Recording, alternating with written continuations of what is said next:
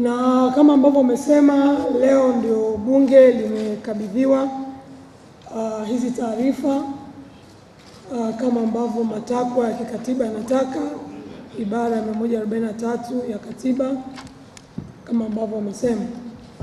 Kwa hiyo sisi kama wenye viti wa kamati ambao tuko kwenye kamati ambazo tunafanya kazi kwa niaba ya bunge, tumepokea ili twende tukaanze michakato ya kibunge.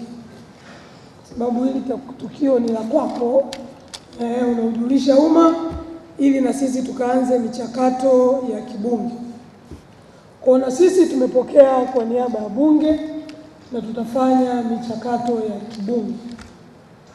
Lakini na mimi nilipokuwa ukiongea kuwasilisha kwa Mheshimiwa Rais, pia na mimi nilisikiliza jambo ambalo pia na Mheshimiwa Songe hapa amesema.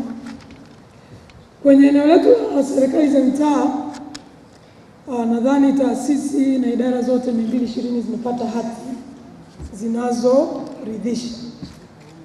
Sasa mtu, na nilisema mwaka jana hapa kwamba kupata hati inayoridhisha ni jambo moja, matumizi ya fedha inayostahili ni jambo lingine.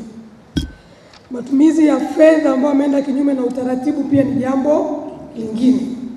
Kwa tunaweza tukawa tunafurahia ndio kwamba wataalamu wetu wa mahesabu huko chini wameweza kuandaa hesabu kwa standard za kimataifa. Ni wahesabu, wana mahesabu nasema hivi. Mimi ni ngwini mwanasheria. Siko kwenye hesabu lakini pia nakuja. Kwa ni kweli, yani watu wetu washakuwa wataalamu kuandaa mahesabu kwa standard za nini? Za kimataifa. Lakini sasa hoja ya pili inakuja, ukweli halisi huko chini ukoje? Kwamba fedha za umma zimetumika kwa utaratibu unaotakiwa. Mimi na wenzangu hapa naona kina Liatu wako hapa, naona kina Nchimbi wako hapa, naona rafiki yangu wa kanda umetoka naye mbali sana najua mmemjua. Sasa tukienda kule kwenye ukaguzi mara kadhaa, siwezi kusema 100%. Kuna watendaji wanaofanya kazi vizuri, lakini kuna maeneo hasa kwenye eneo la miradi ya maendeleo kuna tatizo kubwa. Hakuna thamani ya fedha. Ndio tunakuja sasa hapa kwenye ukaguzi wa ufanisi. Ni kupongeza sana mkaguzi na timu yako kwenye hili eneo la ufanisi kuendelea kufanyia kazi. Sasa huku ndio kutatuongoza kama taifa kwamba ile fedha ambayo ilitengwa kwa madhumuni ya kwenda kujenga kituo cha afya, kwa madhumuni ya BDT, ilienda kufanya kazi kwanza kwa ufanisi unaotakiwa, kwa viwango vya kisheria vilivyotakiwa, na imeleta matokeo chanya. Hapo ndo tunasema sasa kama taifa tumefanikiwa na tumeweza kusimamia matumizi ya fedha vizuri. Na mimi niungane na wewe kuwaomba Watanzania wasome hizi taarifa, na hususani pia wasome hizi taarifa 14 za ukaguzi wa ufanisi ili kujua tija ya pesa ambazo bunge lilipitisha ziende zikahudumie wananchi, zimeleta tija husika. Kwa mimi nimalizie tu kwa ufupi, sababu tunatakiwa tu tusalimie, tuseme tu kwamba tumezunguka huko chini, changamoto zipo. Nilikuwa ninapitia hoja moja tu ya fedha ambazo bunge tulipitisha kama bajeti, na wakaguzi ambao tuko nao kwenye kamati yetu wanafahamu.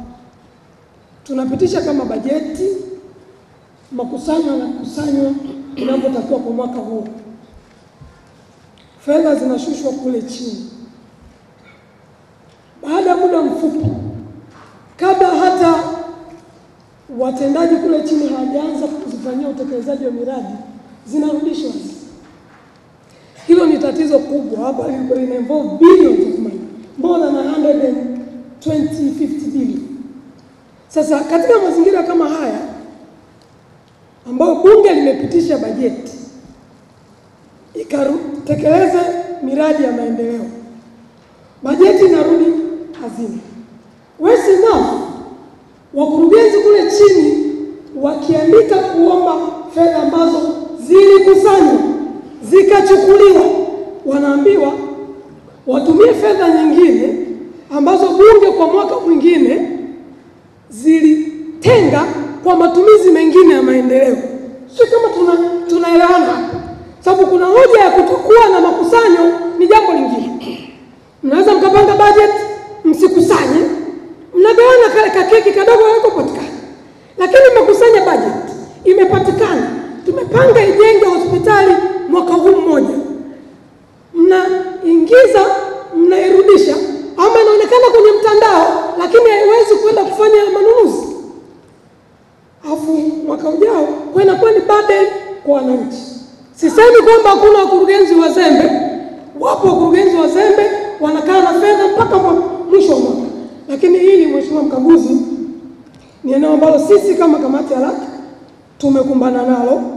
Tutaendelea kwa kipindi hiki ambacho kimebaki cha utumishi wetu kulizungumza, tukiamini kwamba tutasaidia kuset direction kwa ajili ya wananchi wetu kule chini, ili kile ambacho bunge imepitisha kikatiba. So mwenye mamlaka ya bajeti ni bunge, sio Wizara ya Fedha wala sio waziri. Kwa bunge ilichopitisha kikatiba kiende kikatekeleze wajibu wake ili wananchi wetu waweze kupata maendeleo.